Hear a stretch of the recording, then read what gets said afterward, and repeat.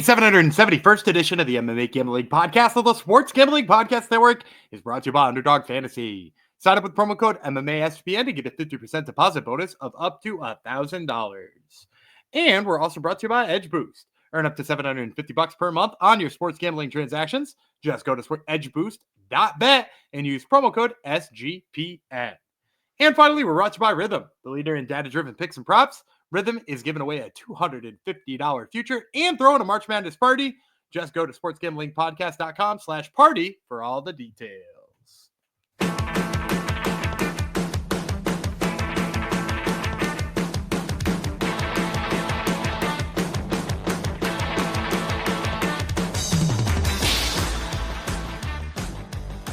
Howdy ho, DeGenerinos. Welcome to episode 771 of the MMA Gambling Podcast and the Sports Gambling Podcast Network, dedicated to everyone with high IQs. You'll know why later. This is going to be the high IQ episode. Hopefully every episode we do is high IQ. Thanks for coming to the show. I am one of your hosts. I'm high IQ Jeff Fox. That's what my name's going to be. Boom. Came up with my name finally. And this is the second half of UFC Vegas 103 preview. For us, yesterday was all about the prelims. We were on the same page, myself and Mr. Gumby Vreeland, aka Danny V. We were on the same page for every fight except one, and we didn't really even feel like arguing about the one that we weren't on the same page about. It wasn't worth it. Today, I know we're on the same. There's a dog. We're sharing at least one dog on this one. But yeah, there's some very interesting lines, to say the least, on this episode of the podcast. And let's bring in the one and only Dan Gamble Vreeland, who's very excited about the co-main event, right?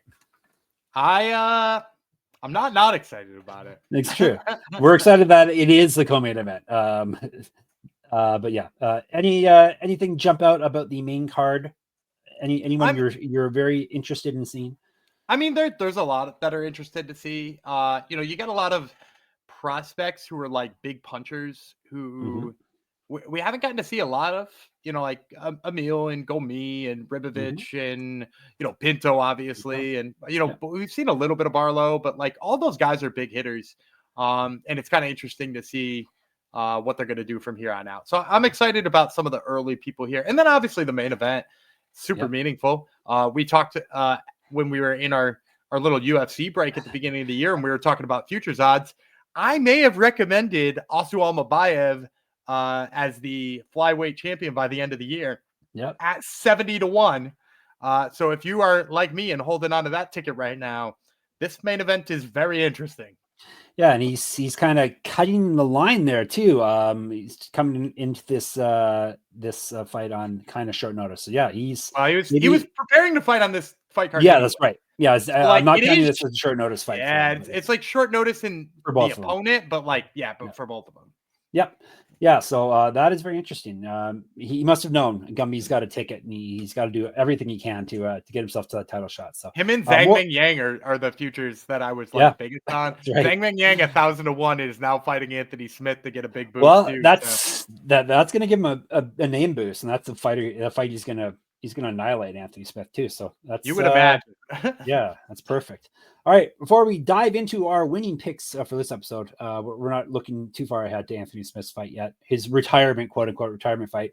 We're going to help you gear up for March with merch madness. See that play on words there. Promo code madness for 20% off everything in the SGPN store, sportsgamblingpodcast.com/store. Get in now before the promo code is done. We have lots of cool gear, obviously. We wear it often on the episodes here, so check it all out at sportsgamblingpodcast.com/store. All right, we are talking about UFC Fight Night, Kape versus Almabayev, going down in the UFC Apex in Vegas this Saturday, March the 1st. 4 p.m. were the prelims, 7 p.m. Eastern is the main card on ESPN Plus. 6 fights yesterday, 6 fights today we're going to cover. So this is the main card, is exactly 6 fights. And let's start off with a welterweight fight. Danny Barlow versus Sam Patterson, U.S. versus the U.K.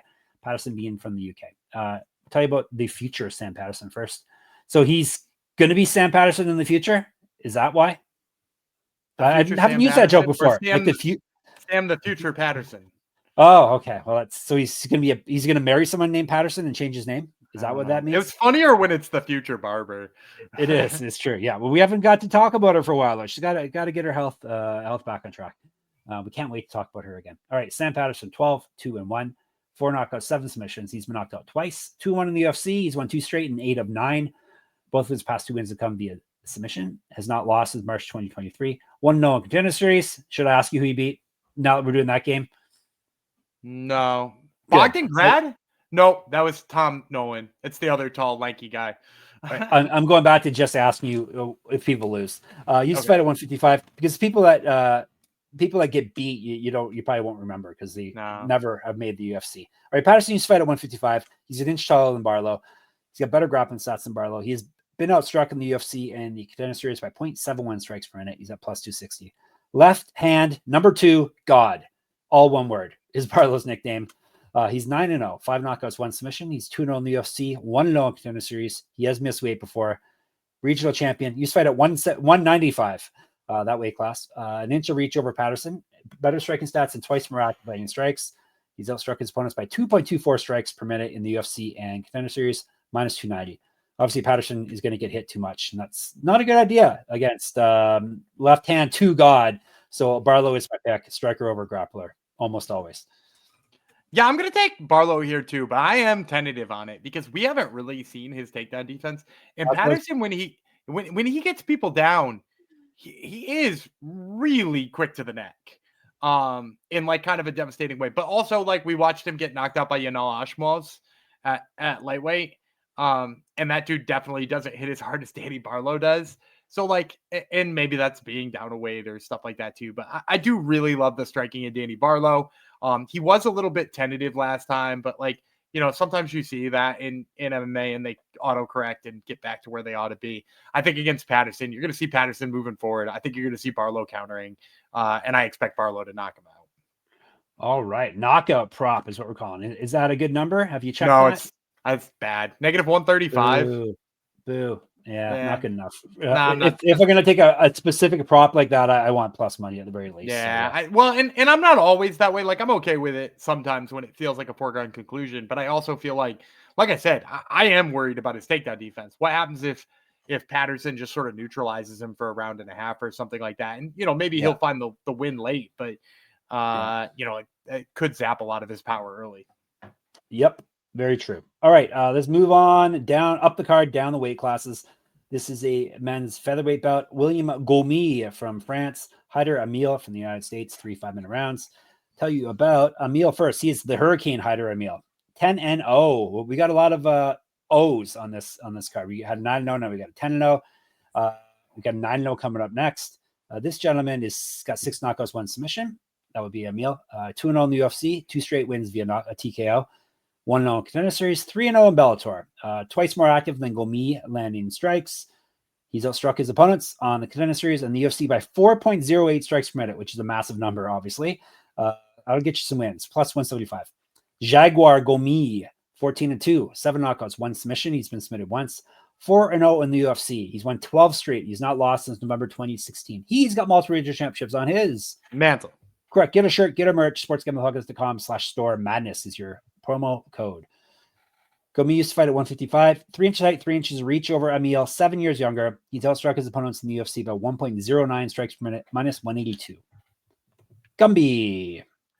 I'm going to take William Gomis. I went back and I watched Hyder Amil's fights. I'm pretty sure I was a hater on him early and then like came around to him. He's big on pressure, and that's like kind of his biggest weapon. Right. It's that like he's in your face constantly and he's trying to wear you down and beat you up and make this a knock him down and drag him out fight. And like we just saw William Gomis do that with Joanderson Brito and beat him. And regardless of what you think of, how that fight went down and whether or not the scorecards were right, because it was a split decision. It was close. Mm-hmm. But like he's able to go kind of into like deep waters with Joanderson Brito. He's able to go into deep waters with a guy with good submission skills and who could wrestle a little bit. And, he got the better of a lot of the striking exchanges in there. So I hear that Amil might come forward and might throw a lot, but I think that Gomis is going to be standing right there to throw back. And I think he's just as good at striking and possibly quite a bit better in terms of grappling. And I think, we saw the cardio holdup of Amil when he was on Contender Series, but I don't know that he's ready for like the physicality that William Gomis brings. So I'm going to take William Gomis in this one. As am I. I did have a question mark beside it because it's not a total slam dunk, but yeah, I'm going with Gomi as well. High level experience through his whole career, bigger, younger, on top of all the things that Gummy said. And Gummy's a Hyder hater. You exposed yourself as a Hyder hater early on, you said. So there you go. And you got me a title for the episode. So everything is coming up, Millhouse here. We're moving on to sloppy fatty. People are calling this sloppy fatties, but these guys aren't. Is Pinto a sloppy fatty, Gumby? No, Austen no, Lane neither is of these not. guys are. They're Pinto. Austen Lane is like a former NFL player. Exactly. Yeah, they're calling it sloppy fatties in the Discord, but that shows that that's just a term. It's not really explaining their body types. That would be Austen Lane from the United States versus Mario Pinto from Portugal. We don't see a heck of we have a lot of Portuguese speaking fighters, but not a heck of a lot of fighters from Portugal in the UFC at the very least. This is a heavyweight bout. I'm going to tell you about Austen Lane first. 13-5 with 1 no contest, 11 knockouts, 1 submission. He's been knocked out 5 times, 1-2 with 1 no contest in the UFC. He did win his last fight. 1-1 on the Contender Series. Who did he lose to? Who did he beat? Do you remember who he lost to? He definitely lost to Greg Hardy. Yes, correct. I don't remember who he beat. I don't remember who he beat. He's got multiple regional championships on his mantle. Correct. Get the shirt, get our gear, get our merch. sportsgamblingpodcast.com/store. Madness is your code. 20% off. Inch height, inch reach over Pinto. He's actually outstruck his opponents in the Contender Series and the UFC by 0.03 strikes per minute. So pretty much a push there. Better grappling stats than Pinto, plus 350. Pinto, 9-0, 5 knockouts, 1 submission. This is his debut. 1-0 Contender Series. He won that via TKO. He's a regional champ. He's 11 years younger than Lane. Better striking stats, 3 times more active lightning strikes based off of the one fight we have data for. He outstruck his opponents on the Contender Series by 4.08 strikes per minute, minus 420. 420. Obviously, Pinto is my pick here. I don't like Austen Lane. Austen Lane's chinny. Pinto is a finisher. Pinto is way younger. Lane is used to, being bigger than his opponents. He's only got an inch on Pinto. I think Pinto is going to probably knock him out here. So give me Pinto, but I'm not playing heavyweights at minus 420, especially debuting heavyweights. Yeah, he's only negative 140 on the KO prop too. I'm going to take Pinto. This is one I'd feel better about the KO prop. I know Austen Lane is kind of like got some of his wrestling going lately. But if you go back and you watch Pinto when he was on the regional scene, he fought for organization that I tried to get Jeff to cover multiple times and he shot me down. He fought for Levels Fight League where he was the champion. Have you really tried to get me? I multiple times have said, did you want to do Levels Fight League? And you're like, no. What's Levels Fight League? Exactly. And I'm like, that's where Mario Pinto was the light heavyweight champion of the world. I said, who's Mario Pinto? Yeah. And you didn't let me break that one down. So yeah, I like if you go back and you watch his fights there, his takedown defense held up really well. Like he fought a lot of guys who didn't want to be on the feet with him and who kept trying to get in on takedowns. And he does the right thing up against the cage with those takedowns. He also throws a really nice low leg kick that I really appreciate. I think his hands are going to be so much faster than Austen Lane's. And as you said, Lane's a little bit chinny. I think this is the perfect opponent for Pinto to kickstart his UFC career.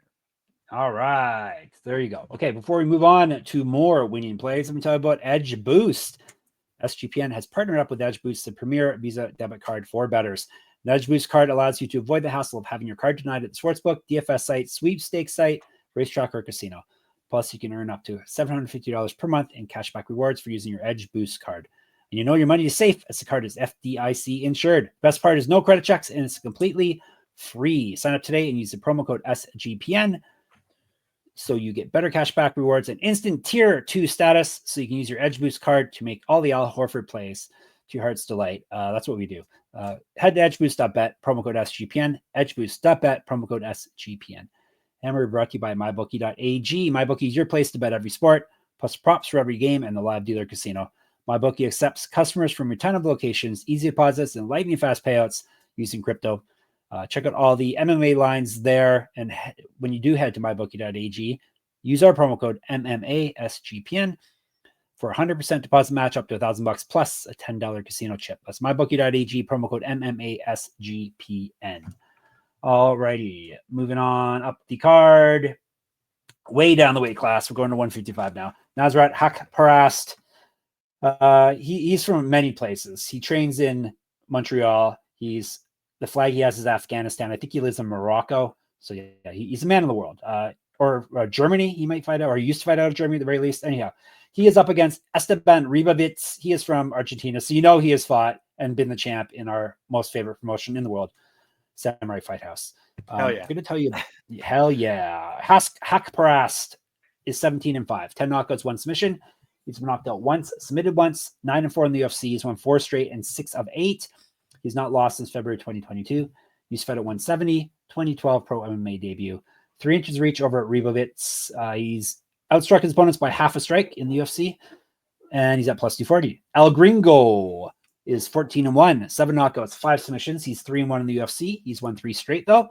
After dropping his debut, he's not lost since March 2023. 1-0 in Contender Series, multiple regional championships on his mantle. Correct. Go to our merch store, sportsgamblingpodcast.com/store. You enter the code MADNESS, get 20% off.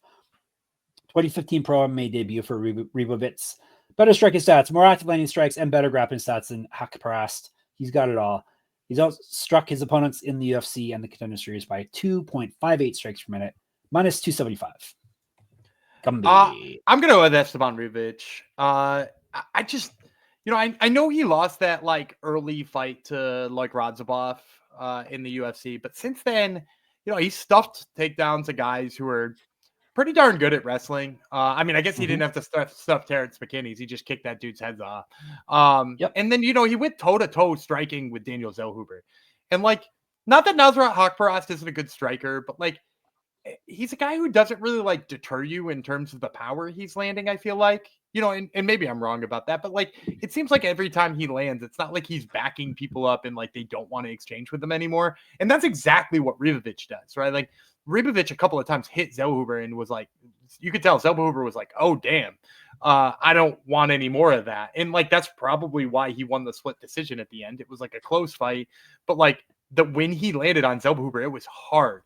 So like, you're going to have to talk about, in order to get Haqparast past the finish line, you're going to have to talk about this guy possibly like, putting twice as many strikes in there or landing a ton of takedowns.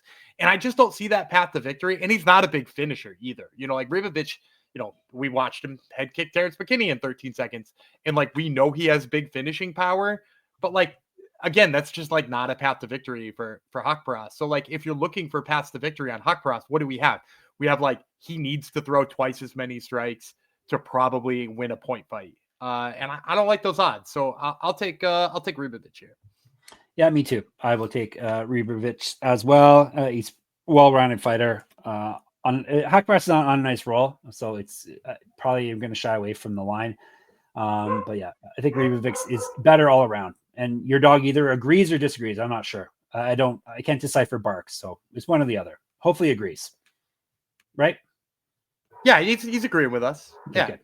Yeah, maybe you muted yourself and people didn't hear, but yeah, a dog was agreeing with us, okay? Trust me, I'm not crazy. All right, now to our much anticipated co-main event. Cody Brundage versus Julian Marquez, US versus US at middleweight. Yep, this is our, I don't know why this is our co-main event? They've lost a bunch of fights and like stuff got so many better fights though. Like, come on. Like, who would you put as the co-main event out of curiosity? They're not going to go Johnson Tamarov probably. That's actually not. That's what I was going to pick. That's one, but they're not going to go. Tamarov. That's probably the next like best fight. But they're not going to go flyweight. That's not their style. Amil Gomis would be an okay co-main event. Okay. Yeah, probably better than this one. Yeah. Anyhow, high IQ Cody Brundage. It's not listed anywhere yet, but we should make this happen. He is 10-6 with 1 no contest, 5 knockouts, 3 submissions. He's been knocked out twice, submitted twice. 4-5 with 1 no contest in the UFC. 2-1 with 1 no contest over his last 4. The no contest came in his last fight. 0-1 in Contender Series. Who did he lose to, Gumby? There's a good question. Who did Cody Brundage lose to on, or Julian Marquez? You talking about? No, Cody Brundage we're talking about. Who did he lose? I don't. Oh, Nick Maximov. Nope. It wasn't Nick Maximov? Nope. He lost to a real huge jacked up guy who is since flunked out of the UFC. Not Nick Maximov? Nope. Nick Maximov. No, this guy's really jacked up. Man, I don't know who you're talking about. William Knight. Oh, Thick Willie. Remember him? Yeah. Of course. How do I forget Thick Willie? Yeah. Yeah, exactly. All right. So he lost some contender series. Used to fight at 205. He's got multiple regional championships on his mantle. Correct. Get our shirt, get our gear at sportsgamblingpodcast.com/store madness. It's your code. 4 years younger than Marquez. He's been outstruck in the UFC by 1.01 strikes per minute. Better grappling stats than Marquez, plus 130. The Cuban Missile Crisis, Julian Marquez. This is a good fight night for nicknames. He's 9-5, 6 knockouts, 3 submissions. So he's finished everyone. He's been knocked out 3 times himself. He owes his rounds, 3-4 in the UFC. He's lost 3 straight. He's gone 2-4 over his last 6. All 3 of his past losses have come via knockout or TKO. He's not won since April 2021. He's missed weight before at 185. He went 1-0 in Contender Series, 0-1 in Bellator, 2014 Pro MMA debut, 2 inches of height over Brundage, 3 times more active landing strikes, but he has been outstruck in the UFC by 0.21 strikes per minute, minus 140. Why is Cody Brundage a dog here, Gumby? We're both taking Cody Brundage. We discussed this off air. Yeah, I'm surprised by this line. I'm glad you're on my side and I'm not overlooking something. I don't get it. I mean, Marquez had trouble grappling one time with coconut bombs, and I know he ultimately won that fight. But like Mackie Pitolo, coconut bombs. Mackie Pitolo, coconut bombs. Like he had trouble grappling with him once upon a time. And like, look, I know we make the joke about Cody Brundage and like some of the positions he's been in and the no contests and everything like that. But like the 2 things are true about this guy. One, he's always been able to wrestle. He's always been a good wrestler. Whether or not he's chosen to use it all the time or not, you can't doubt that he is a good wrestler. Number 2, when he slings that right hand, he hits really hard. Like he's a guy who has a fair amount of knockout power in his hands. Now, I really hope he doesn't try to go toe-to-toe and slug with Julian Marquez. I think that would be a terrible move. Well, he's been knocked out in a couple, so he's been knocked out in 3 straight, right? Yeah. And like, even if he does do that, like, I think that's a reasonable path to victory here too. Like, it's basically like, I feel like Cody Brundage has the advantage everywhere and should probably be able to dictate where the fight goes, and we're going to get him at dog money. That's silly. Yeah. Yeah. Why is he a dog, Gumby? Can you figure this out? No idea. Because he's Cody Brundage and he has like weird no contest and the public hates him. It's true. It's true. We don't. We love Cody Brundage. High IQ Cody Brundage. I've actually interviewed him a ton of times. He's a super cool guy. Does he have high IQ when you interview him or not? Yeah. High IQ Cody Brundage. Even back then? It just took a while for it to happen in the cage, right? Yeah, exactly. Well, he won't be a dog. It sometimes flutters on and off. It's true. It is kind of like a pilot light in a faulty furnace. It kind of goes on and off. What was I going to say about this fight? I can't remember what I was going to say. It doesn't matter. It doesn't matter what I say anyhow. You don't care about my picks, people. You only care about Gummy's picks. So, but yeah, Brundage is definitely our pick here. Oh, I was going to say he won't be a dog for long though, because all you people, all you disciples will surely steam the lineup. So get on it now as soon as you hear these words. All right, before we wrap things up here, let me talk about Rhythm, RITHMM. Rhythm is throwing an epic March Madness party, and you're invited. All Rhythm users are invited to a first 4 watch party Wednesday, March 19th at the awesome Stadium Swim at Circa Las Vegas. Free drinks, plus you get to hang out with the guys from the Sports Gambling Podcast and the College Experience. And it gets better. Rhythm is also giving away a $250 March Madness future for one random lucky Rhythm user. Even if you can't make the party, you can still win with the future bet. So sign up for your 7-day free trial at sportsgamblingpodcast.com/rhythm, RITHMM, and come by and use Rhythm to help fill out your bracket and make some bets while you are there. A free party plus a chance at a $250 future bet. Go to sportsgamblingpodcast.com/party for more details. That's sportsgamblingpodcast.com/party. Underdog, NBA, NHL, college basketball, whatever your sport, you can cash in big with Underdog Fantasy Pick'em. Gummy's going to give you a play before I even say anything else. Yeah, Thursday night, we got the Pelicans and Jeff's Phoenix Suns. I'm going to take Kelly Olynyk's higher than on his rebounds. He's gone for average on 8.5 over his last 4 games. I think the projection will probably be set lower than that. And, there's a good chance he pulls down some rebounds against those Suns who maybe aren't too good down low anymore. So give me the higher than on Kelly Olynyk's rebounds. They're not too good anywhere, Gumby, all right? That's also true. I wasn't going to say all of that. Go right ahead. But yeah. They're not going to get rebounds. You picked a Canadian too, so I will accept a Gonzaga Canadian though. A Gonzaga. Yeah, that's true. That's fine. That Gonzaga is the pipeline. They have a pipeline to Canadians. They always get the good Canadian players. All right, take the Kelly Olynyk play. Use our code MMASGPN to claim your special pick and first time deposit offer up to $1,000 in bonus cash. UnderdogFantasy.com, promo code MMASGPN. And a Canadian that got traded from his Toronto Raptors. I'm sure he's not happy about that. He's still in Subway commercials up here, though. So nice. Good for him. Subway sandwich. Wait, you have Kelly Olynyk Subway commercials? Kelly Olynyk and Grady Dick are both in the Subway commercials. Fantastic. Grady Dick Gillette razor commercials. Do you have those? I guess that dude has never shaved before, so I don't know why you would be in commercials like that. Tracy McGrady's in the commercial, and Tracy McGrady calls him on video conference while he's shaving and watches him shave. It's kind of weird. That's really weird. That's the ad, ladies and gentlemen. If that's one thing, if you come and play for the Raptors, you get national ads. That's the one positive about playing here on Canada's team. You get the big time ads, so not just the local stuff. Main event time. Manel Kape versus Asu Almabayev. Hey, wait, I was just talking about how there's hardly any Portuguese fighters. We got another one in the main event, Gumby. Yeah, Manel Kape is from Portugal. He's fighting Asu. His parents are Angolan, if I'm not mistaken. Yeah, he's another one with another man of the world, though. Reps a lot of flags. Got a lot of fans in Asia. Yep. Yeah, he fought in Ryzen for years. Yeah. Also, Almabayev is from Kazakhstan. I added some extra vowels and syllables in there. 5 rounds, 125. Both these guys were already on this card fighting separate people, and now they're dancing with each other. Zulfikar is Almabayev. I think that was some kind of like ceremonial dagger or sword. I think it's a sword. Right? Yeah, if I'm remembering correctly. Yeah. He's 21-2, 3 knockouts, 9 submissions. He's been knocked out once, 4-0 in the UFC. He's won 17 straight. He's not lost since April 2017. He's fought at 135, 2013 pro MMA debut. Better striking stats, better grappling stats than Kape. He's outstruck his opponents in the UFC by 1.09 strikes per minute, plus 180. Starboy, Manel Kape, 20-7, 12 knockouts, 5 submissions. He's been submitted twice. 5-3 in the UFC, 5-1 over his last 6, won his last fight via TKO. Has missed weight before at 125. He's got multiple region championships on his mantle.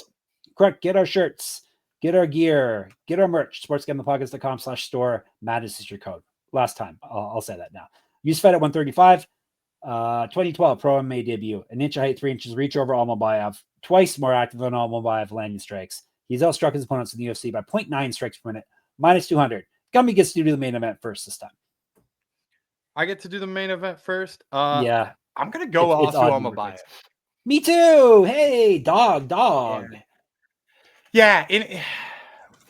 For me, you don't seem happy about it. You seem upset. No, because I like Manel Kape. And I've been saying that he's going to be a champ for a while. But the problem for me is twofold here. I actually would have liked him in a fight with Royval. I would have picked him there. Yeah. I probably would have picked him there because it would have been mostly a striking fight. And like he's shown weaknesses in being taken down. Right, like if you go back and you watch that Matthews Nicolau fight, which granted he's evolved a little bit from there. I mean, you can watch the Muhammad Mokaev fight. Like he has issues with being taken down, and it seems like when he's worried about being taken down, because like we've talked about this before, the mental space of Manel Kape, right, is like one of the biggest issues.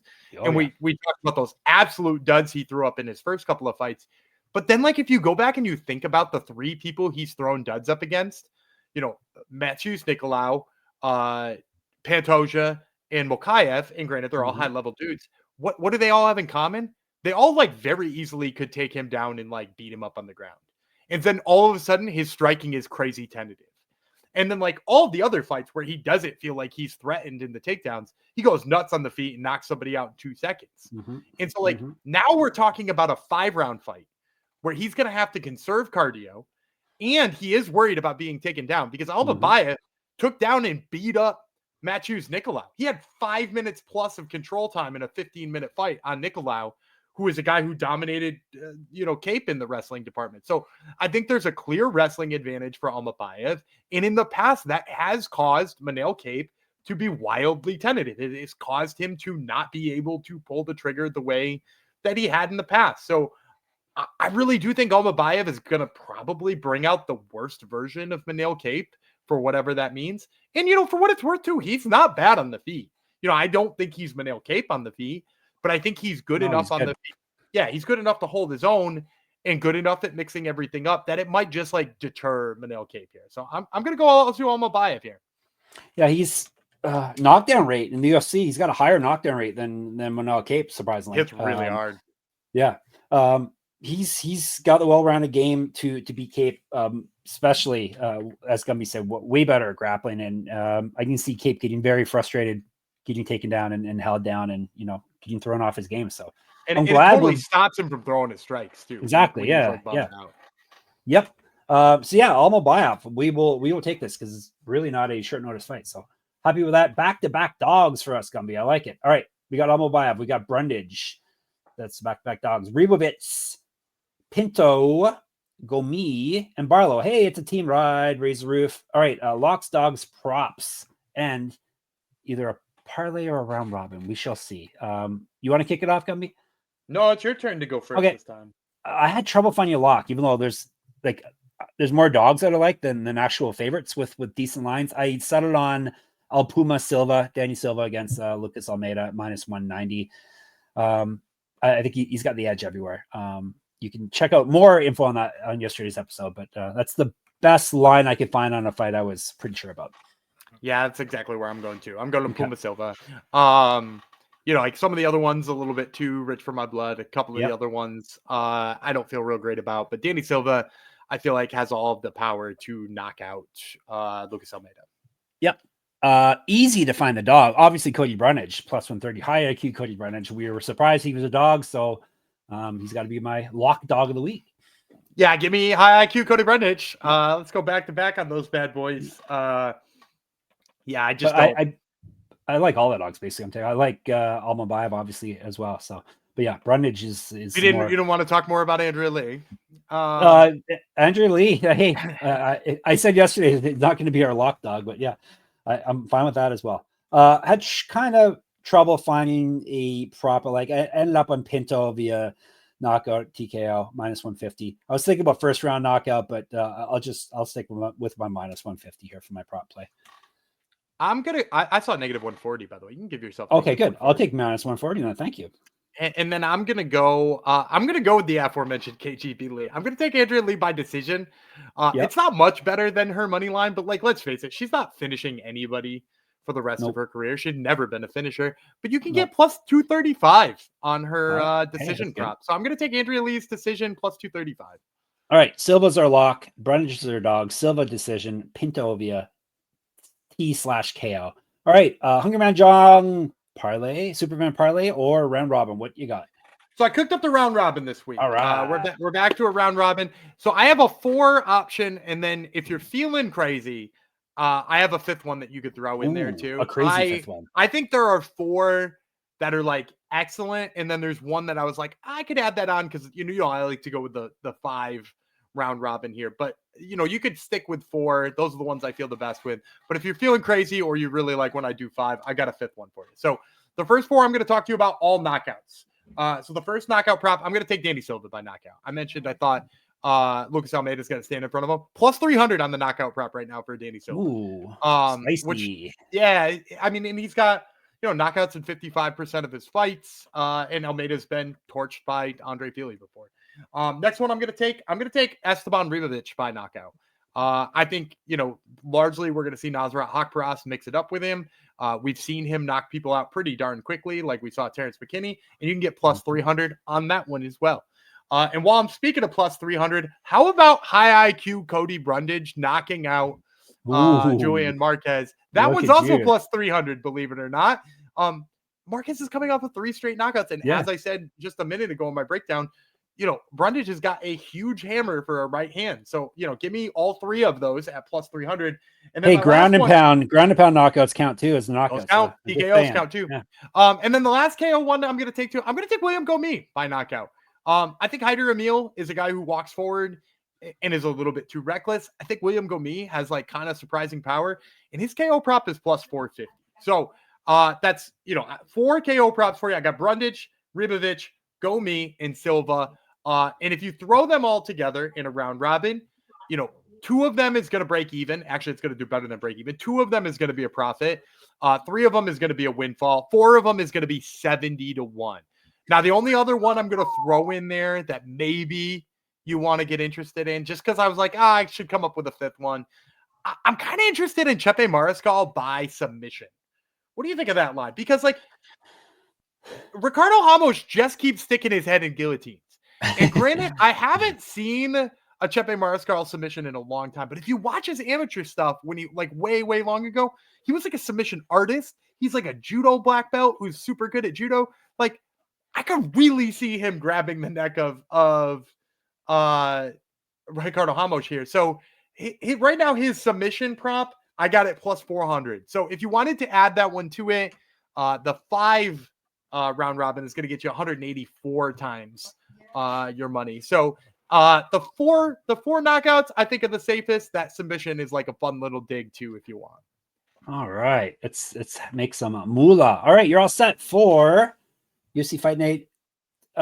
Kape versus Almabayev. See, it's going to be a fun one. We made it. There's actually some interesting fights here. Maybe not for the most casual of casuals, but it should be a fun Saturday regardless. It's always fun, regardless of the day or the time. It's always fun in the Discord, sportsgamblingpodcast.com/Discord. You can hit us up on YouTube at MMA Gambling Podcast. Hit us up on Twitter, SGPN MMA. He's at Gumby Vreeland. I'm at Jeff Fox Writer. You can hit me up on Instagram, Jeff Fox Writer. Hit me up on my Substack, moneymma.substack.com. Hit Gumby up on his Top Turtle or listen to it. This week he has got Energy, Charles Johnson, and he has got Sexy Mexi, John Castaneda. There's a Daniel Castaneda too, isn't there? I got the names flipped here. Anything else to say about those interviews? Dan Castaneda, the guy who plays the voice of Homer Simpson? No, but yes, it's Dan Sepplin. People are yelling, it's so-and-so. You might be right, actually. Yeah, could be right. What else can you? That's the last Top Turtle. And of course, we're at sportsgamblingpodcast.com, sportsgamblingpodcast.com/store. Remember, the code is madness, 20% off, sportsgamblingpodcast.com/Patreon to get bonus content. And of course, if you can sign up to underdogfantasy.com and mybookie.ag and/or preferably use our code MMASGPN. You get bonus stuff. We get bonus stuff. Everyone's happy. I think it's your turn to bid people farewell till Sunday, Gumby. You made me do the last one too, but I'll do this one. Okay. I'm Dana Gumby Vreeland. He's Zolfkar Jeff Fox, and we will see you on Sunday.